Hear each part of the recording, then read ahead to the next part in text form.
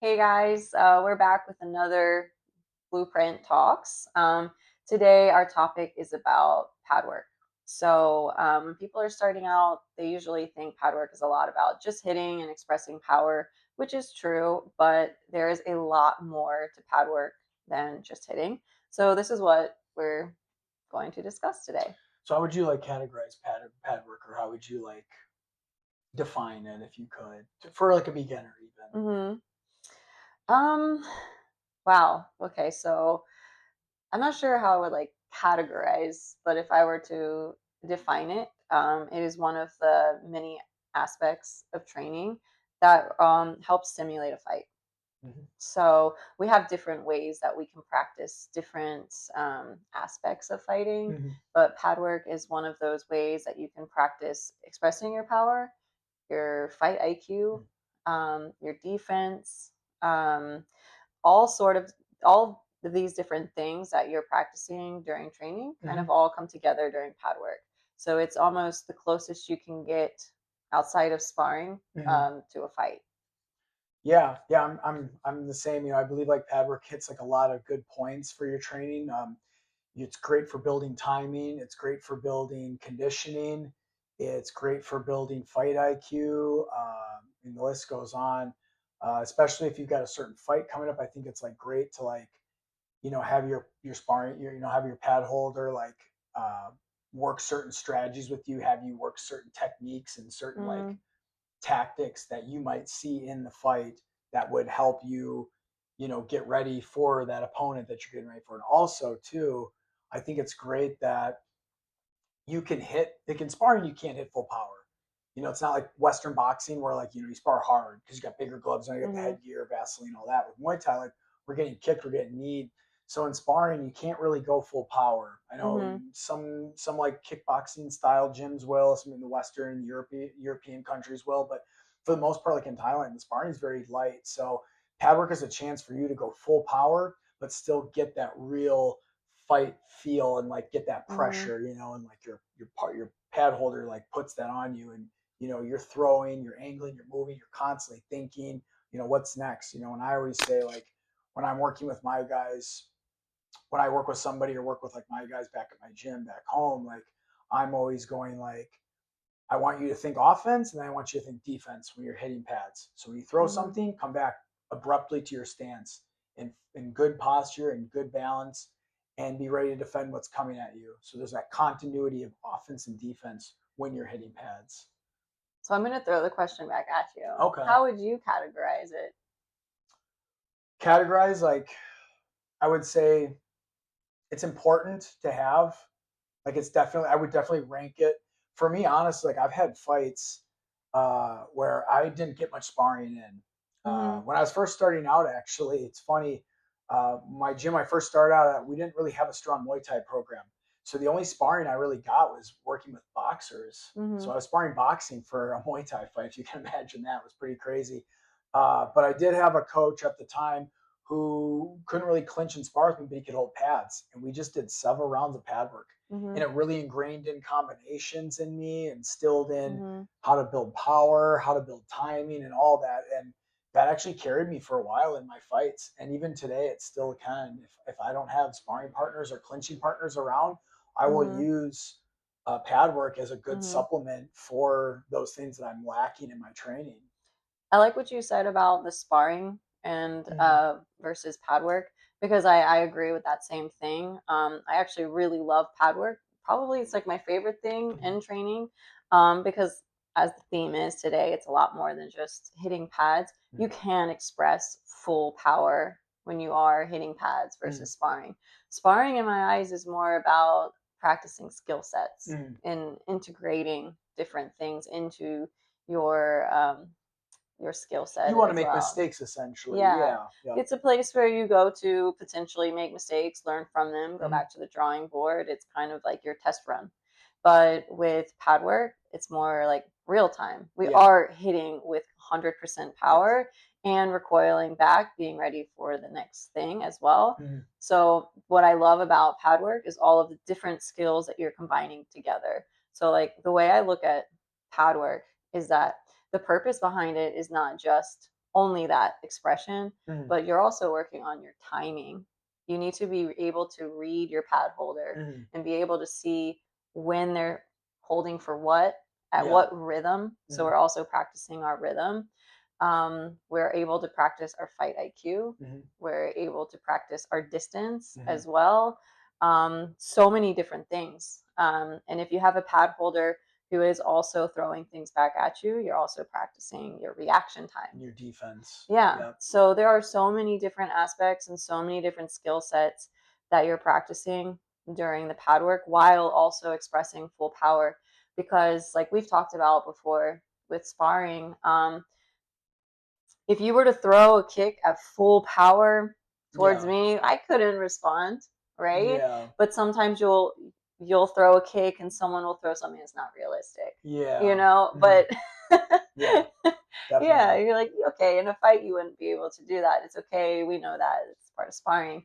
Mhm. But with pad work, when you throw full power, it is more real. You have to be able to receive that impact from yourself to defend You got to be in immediately. position after you throw. That's kind of what I'm trying to say. Positioning is very important in Yeah. all aspects of training, but pad work especially because you're throwing Hmm. full power. So it's important that you can throw full power, but still come back to your stance. Yes. So yeah. Yeah. Yeah. Whenever I'm teaching people, like, um, I talk about how what you put into a strike is Mhm. also what you need to be able to receive.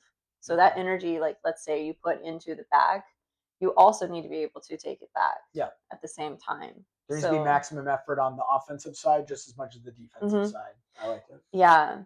And when it comes to pad work as well, like we were talking about this earlier, to the best of my ability, I could say there's like 4 levels to this. Mhm. So when you start out as a beginner, yeah, you really are hitting pads and you are developing those techniques.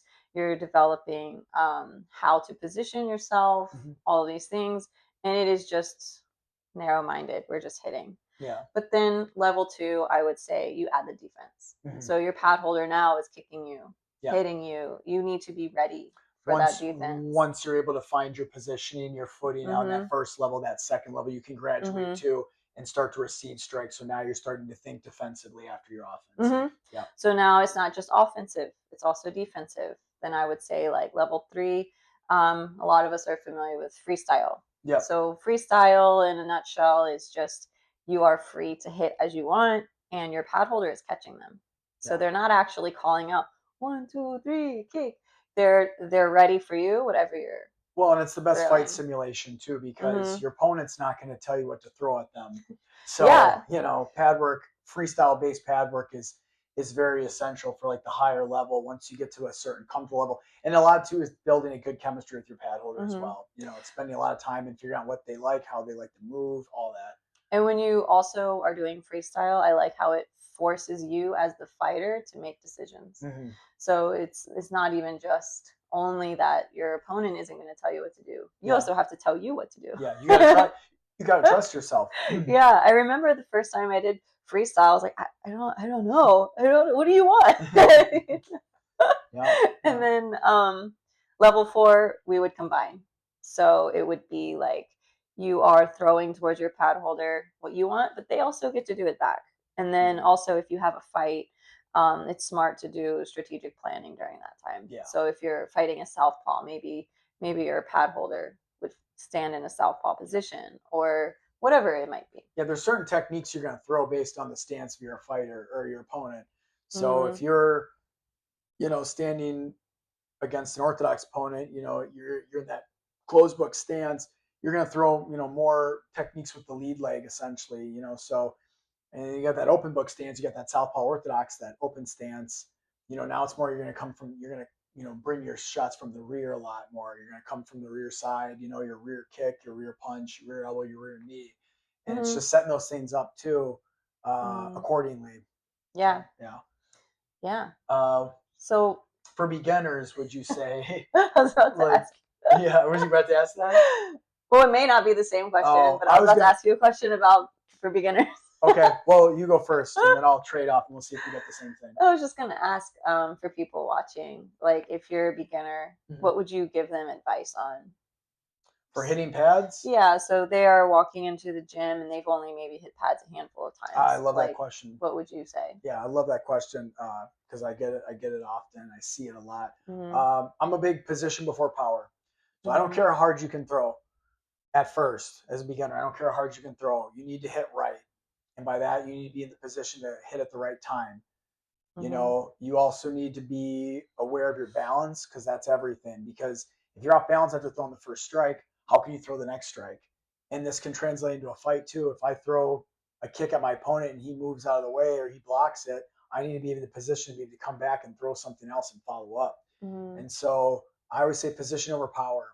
I don't care how hard you can hit, just hit right at first. The power will come with the technique. Mhm. Slow is smooth, smooth is fast. So the speed and the power will come with time, but Mhm. position before power always. Yeah, I would say similar. Yeah. Um, it's basically the same, but maybe worded differently. So, like, when people have asked me, Mhm. balance is the mother of all because if you can't balance, then it is just pointless. Yeah. Um, but by saying that, what I'm also saying is making sure your stance and your positioning is Mhm. correct. So if your stance is a little bit too narrow, you're not going to have balance. Mhm. If you have it, if your feet are in different places that don't don't help you to defend, Yeah. it's not going to be helpful. So being able to be in the correct stance and being balanced is like number one, Mhm. but also being in the correct distance to express Yes. the strike fully. So if the pad holder is very close to you and you're trying to throw a punch Mhm. and you shortchange yourself, now you are just reinforcing a really bad habit, Yeah. really bad technique, and that's not good for you. So you want to make sure you're in the correct amount of distance to express the strike fully.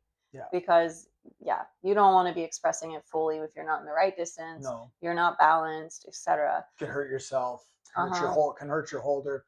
Another thing I wanted to touch on too with beginners a lot of times is, and even some more advanced people too will do this sometimes, but a lot of times I'll see like, I was about to say this. yeah, yeah. So this is good. We're just piggybacking off each other. I like Yeah. it.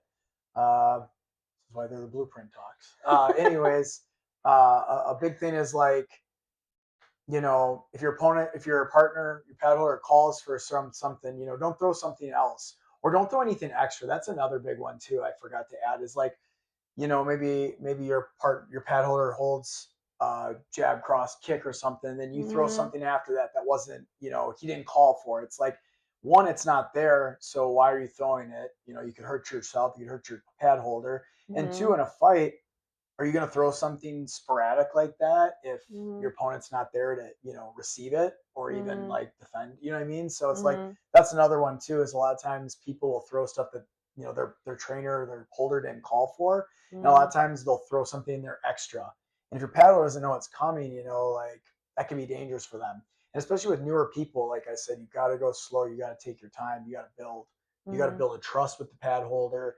You've got to build good balance and good positioning because that stuff all comes into play when you start fighting. Yeah, absolutely. Yeah. Um, these fundamentals that we're talking about are so important to get right from the Essential. very beginning. Yes. So I wasn't going to go in that direction, but I was going to talk about like people who are advanced now who are still making these fundamental Do you want to mistakes. add to that? Yeah. Yeah. So it's just piggybacking off of this Yeah. idea, but like I have met and worked with people who are more advanced that I'm holding pads for, and they're shortchanging different strikes, or they're a hair too far away Mm-hmm. for the strike that they're trying to throw, and then they get confused why they're not accurate in their fights. Yeah. But this is something they could have been doing when they were a beginner. Mm-hmm. Make sure that they're in the right position, the right distance, the right balance, and then this will carry over to when you want to be powerful and accurate later on. Yeah. So even experienced people are still making these mistakes. So if you're a beginner, make sure this is your highest priority before you start going all out. So it's kind of the concept of crawl, then walk, then run. Prioritizing everything accordingly. Yeah, Yeah. prioritize your balance, Mm-hmm. prioritize your stance, your distance, and all of these things. And then later on, the power will come. Yeah, Yeah. I agree. Hmm. Yeah. Yeah. I had another question, but I forget now. We can get on the next video. Yeah. So I think we'll conclude here today. This is just an intro to pad work. We're going to do a little mini series on this where we're also going to be talking about being a pad holder and then bringing all of this together. So this first video is just being on the offensive side, the one that's hitting. And then later we're going to be adding some more content of bringing it all together. Yeah, I'm excited to see everything kind of come full circle when we Hmm. talk about this, and everything kind of plays into the next thing. So Yeah. it's exciting. Well, if you guys have any questions or if this was helpful, leave a comment as always. And yeah, thank you guys. Thank you.